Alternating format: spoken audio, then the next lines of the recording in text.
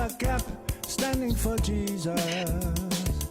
Standing in the gap for family and friends. Standing in the gap, one love for all, so we all can make it in.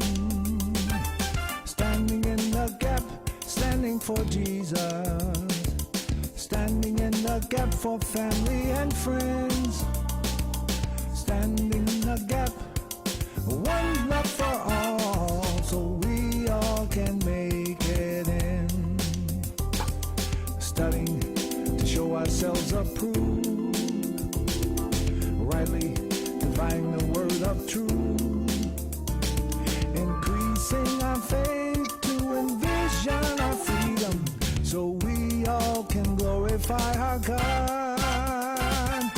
Also have for you the what we call the gap news. God put us in this world because he loved the world so much, put us in the middle of it, told us to spread the gospel and all that, and he didn't want us blindly spreading the gospel where it wasn't needed or anything like that, or not understanding what we were supposed to do.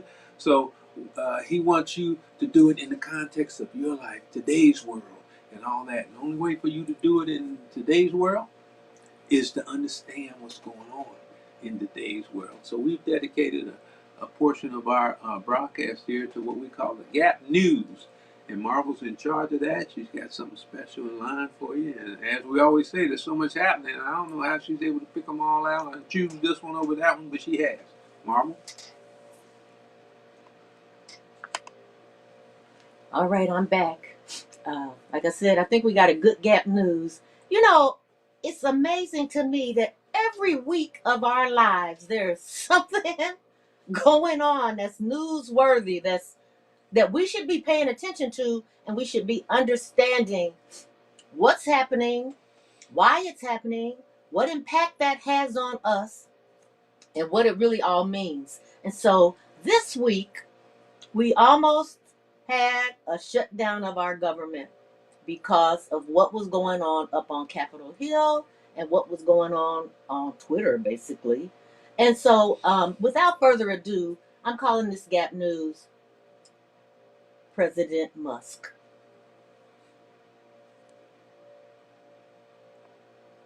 Hello, everybody. As I am sure you have heard, there is a lot that's going on here in Washington, D.C. So let me say a few words and try to explain it. Bottom line, after all is said and done, is that after months of negotiations, Senate Democrats and House Republicans reached an agreement called a continuing resolution, which would continue to fund the government for 3 months. Frankly, that agreement was not something that I was all that excited about, but it was better than nothing. And I was prepared and am prepared to vote for it. And one of the reasons is that it contained a reasonable increase in funding for primary health care, something that I feel very strongly about and that my committee, the Health, Education, Labor, and Pension Committee, is responsible for. And given the enormous crises that we're facing in health care in this country today, it really would be of help to many millions of Americans. What this legislation would do is significantly, or modestly at least, increase funding for community health centers all over this country, which treat about 30 million Americans who are low income or working class. And it would also increase the number of young doctors who go out into rural America and also into underserved areas. That is where we need the doctors and the nurses, and that's what this legislation would do. In any case, within the House of Representatives, the Republican House, and the Democratic Senate, there was widespread agreement on this resolution, and it was just about ready to be passed. In fact, the Republicans posted it on their website. We were ready to go. But then, out of nowhere, the wealthiest man in the world, Elon Musk, began tweeting his opposition to this legislation. In fact, he was very blunt about it. He told Republicans that if they voted for this proposal, which they had already agreed to do, he would take out his wallet and spend as much money as it took to defeat them in primaries and drive them out of office. You got that? Take a deep breath and appreciate what's going on here. The wealthiest person in the world, who spent at least $277 million to elect Donald Trump in a Republican Congress, has now claimed complete ownership of that party. And what he is saying is, hey, Republicans, forget your constituents, forget your constitutional responsibilities. If you don't do what I, Elon Musk, want you to do, you're out of office. And I have the money to do just that. My friends, what we are looking at here has nothing to do with democracy. What we are looking at here is oligarchy. This is up and up. Government by the billionaire class for the billionaire class. And by the way, Musk is not only trying to intimidate Republicans, he is trying to inject himself into the Democratic Party as well. He is threatening to target Democrats who are standing up to him and his agenda. Further, and very dangerously, and this is the guy you know who owns Twitter, as part of his campaign to defeat this resolution, Musk has been spreading an enormous amount of disinformation and outright lies about what is in the bill.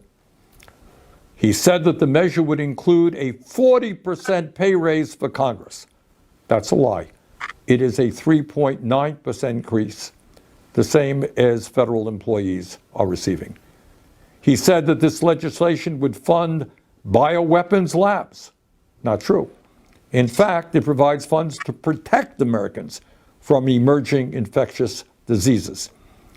He said that the country would be just fine if the government shut down. Really?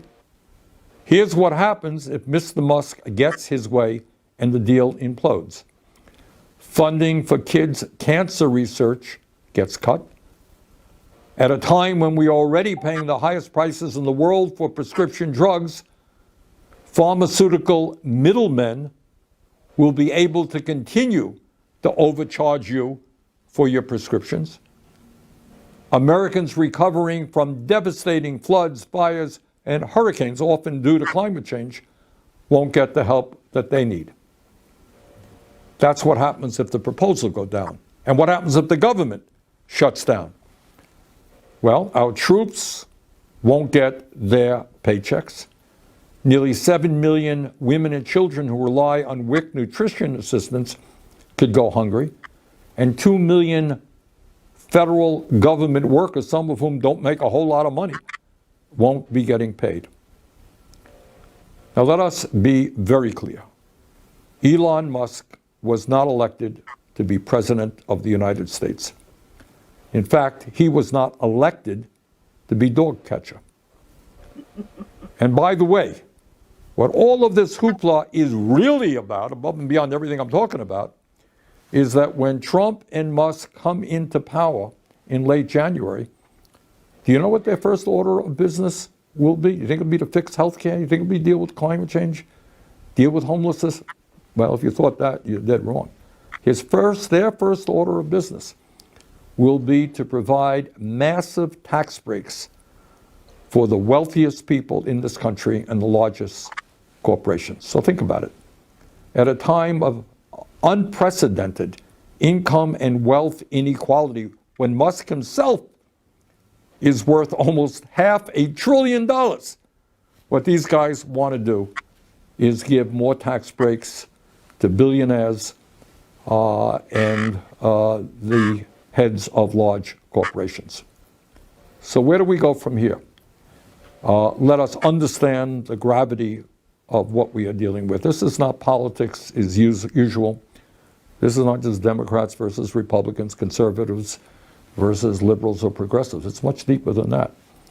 What we are dealing with right now is that the billionaire class, which owns so much of our economy, which owns so much of our media, they are now moving aggressively to own our political system as well. So we got a lot of work in front of us.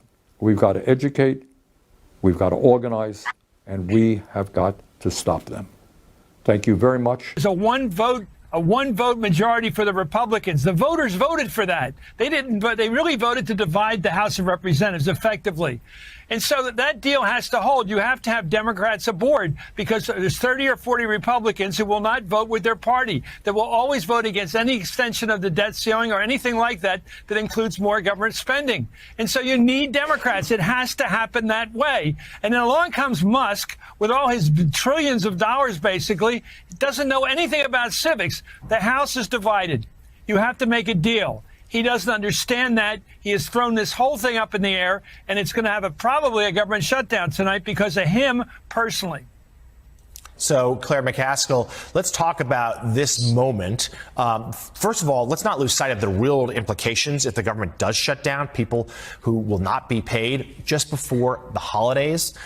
We also should note about how this seems to be offering a preview of what's to come. And this talk of a unified Republican government, well, right now it seems like it's just a recipe for more chaos. Yeah, well, first, Trump looked tiny yesterday. He looked like a very little man. And that has got to be bugging him big time. He not only had to follow Musk's lead, he then couldn't deliver votes at a time when he's trying to convince everyone there's a massive mandate for him and everybody wants to be his friend. And then, whoops, the brakes got put on. The other thing that's really interesting about this is, yes, there are real consequences to a government shutdown. Elon Musk doesn't understand that. He thinks a government shutdown is great. He thinks we should shut down the government entirely until Donald Trump becomes president. Obviously, real people are hurt. Millions of real people are hurt by that. But here's the train wreck that's coming. Here's the deal. You got 40 Republicans that have never voted, or around 40, that have never voted to extend the debt limit without spending cuts. And Trump is against spending cuts. And some of the spending, as was pointed out yesterday, that is being cut, really important, even life-saving measures that, frankly, add up to a pittance in the grand scale of this spending deal. And our friend Sam Stein highlighted one of these with a new piece in The Bulwark, which details that one of the key items missing out of the Republican-crafted government legislation is funding for a cancer research program named after a 10-year-old Virginia girl who died from an inoperable brain tumor in 2013. It originally passed back in 2014 in a deal between congressional Republicans and then President Obama, a Democrat. But now it needs to be extended. Negotiators thought it would sail through, at least until Elon Musk went on an X rampage, tweeting that the bill was antithetical to conservative small government ambitions and threatening primaries of lawmakers who supported it. And Gene, Sam also yesterday highlighted on Twitter a research group that does work with helping children with cancer. Their tweet from a few days ago celebrating that they thought this vital funding was going to be included, and now suddenly it's out. You may have noticed in that statement I just read that Trump said he wants this funding bill to be combined with an increase in the debt ceiling. Now, the debt ceiling and the bill to fund the government are two completely separate issues. Congress has to pass the bill to fund the government by late Friday night when the clock strikes midnight, or the government will shut down. But Congress doesn't have to raise the debt ceiling until sometime next year. So why is Trump complicating this whole already complicated thing and demanding that Republicans raise the debt ceiling right now? Well, because he doesn't want to be responsible for raising the debt ceiling in his administration. We got to man the ramparts, got to light people up today. You cannot, under any circumstances, vote for this bill, and you got to tell them flat out, you're going to get turfed out of here. You're never going back to Congress. Tonight, Bannon posted that video with the caption, "Mike Johnson has got to go." And that House Republicans will now own any harm that is visited upon the American people that results from a government shutdown or worse. Joining me now is Congresswoman Jasmine Crockett, Democrat of Texas, a member of the House Oversight Committee. Congresswoman, thank you for being here tonight. What is happening in the House of Representatives? This was supposed to be just, a pro forma exercise. They're going to pass this year, and it has turned into an utter debacle with people openly calling for Speaker Johnson to be thrown out of the Speaker's office. How are Democrats looking at this? Listen, we're looking at this like this is their problem.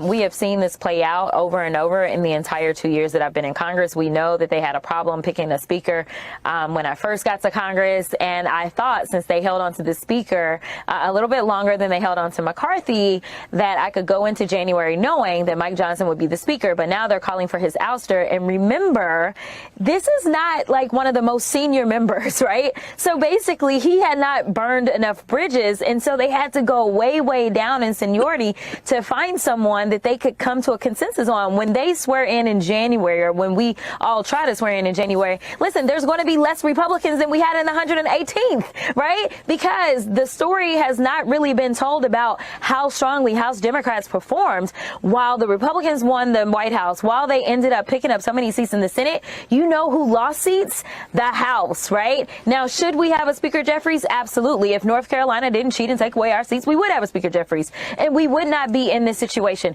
But here's the deal. There is no fixing this without the Democrats. We have seen this over and over, and I'm just going to sit back and sip my tea and wait on them to figure it out. Or maybe sip something stronger. I'm just saying it. Hakeem Jeffries, you talk about Leader Jeffries and say, he said in a statement, House Republicans have been ordered to shut down the government and hurt the working class Americans they claim to support. You break the bipartisan agreement, you own the consequences that follow. Am I to understand from that statement that Democrats are willing to see Republicans shut down the government and not bail them out? Oh, absolutely. I mean, I take my lead from my actual leader. I don't work against him, which is what Mike Johnson has to deal with all the time. Good evening, everyone.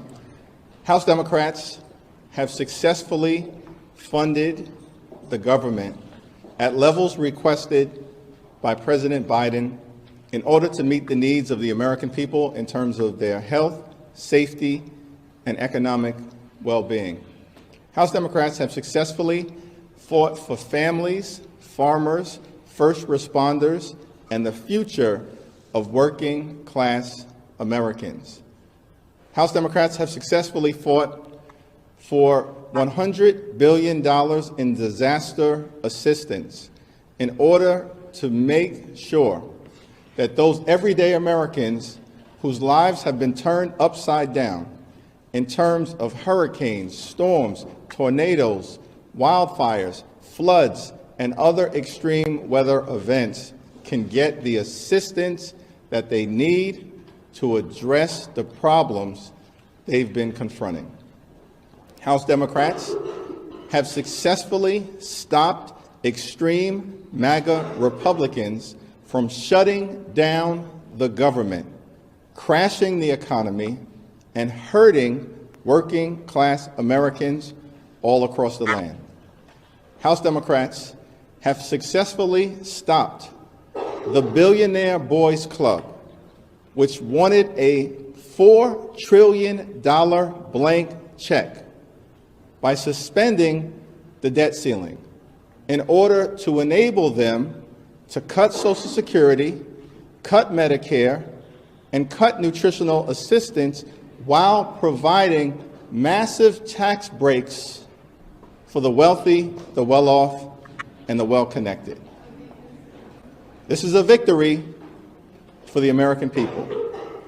We have successfully advanced the needs of everyday Americans, but there are still things to be worked on, and we look forward to that fight in the new year.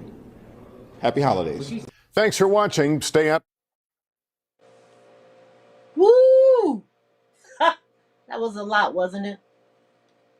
Sure was. So, one thing that I learned, and I didn't get any sound bites on it, the restructured bill that actually did pass includes a little thing in there. The first bill had a thing that basically prevented the export of technology, certain kinds of technology to China. The new bill doesn't prevent that anymore. And why is that important to President Musk? Because he does a lot of business with China. But let's back up a little bit. The Democratic Senate, the Republican House of Representatives had come to a bipartisan agreement, a bill that would keep the government open, that would fund, there's some farm aid in there to fund all of the disasters due to climate change, like not Speaker, House Leader Jeffrey said, the floods, the hurricanes, the tornadoes, the wildfire, all of those people have had their lives turned upside down. And Musk said, don't give them any money. Not only that, just shut down the government. I don't care. Shut it down until January 20th something. And all of the cascading effects of a government shutdown would be fine with him. So I just, what do you think, honey? Well, America, are you happy with the Billionaire Boys Club taking over and doing everything to benefit the Billionaire Boys Club as opposed to individual Americans? And they got their sights set on Medicare, Medicaid, and Social Security, Food assistance, and all that. And are you happy with what you've done, and at least put this clown in there as the president, who is choosing all these people and gearing up? Now, understand, this is just a preliminary that we're in right now. Mm-hmm. I mean, the curtain goes up on January 20th, and he's talking about on the first day, I'm doing certain things. I'm going to push through this tax cut. I'm going to round up all these immigrants, and I'm going to let all these criminals out of jail. How you like that? You know? And another thing is that this Elon Musk guy, I don't understand how, one, he gets into that position. His only qualification is that I'm a billionaire, and he got most of his money from governmental contracts that we gave him. And so, here we go. This is no different than the oligarchs over in Russia, Mm-hmm. and all that. And so it's good. It's good though. I'm a bit heartened by when I see Jasmine Crockett and Jeffries, because they're fighting on that side. And so, and they understand there has to be compromise. I mean, that's the type of government we have. Yeah. But when somebody just wants to come in and ramrod and all that, it's not going to work, and it's not going to work for the people. It's not going to work for all those Hispanics that thought they were doing such a good job by voting for the clown car. Mm-hmm. Something else, in just doing my research for this, back in, I want to say it was 2014, Elon Musk's business was on the ropes. And guess who gave him and his business a big boost? Something like $300 million in, I think it was a loan. But President Obama's administration gave him that kind of assistance. Now he wants to turn around and say, all the people that are suffering from these terrible storms, too bad for you. That's how billionaires and the wealthy do. They don't care about anything but making money. And they think they can buy their way into everything. And which, excuse me, I guess that's what he's done. Yeah. He's bought his way in. But I love what Claire McCaskill said too. Because look at little Donnie. He looks so small. All right. Well, got news for you. And did anybody have any see if they have any response. Nobody had any response on the Gap News. If you have some later, we'll put it up. But just think about, like what Art said.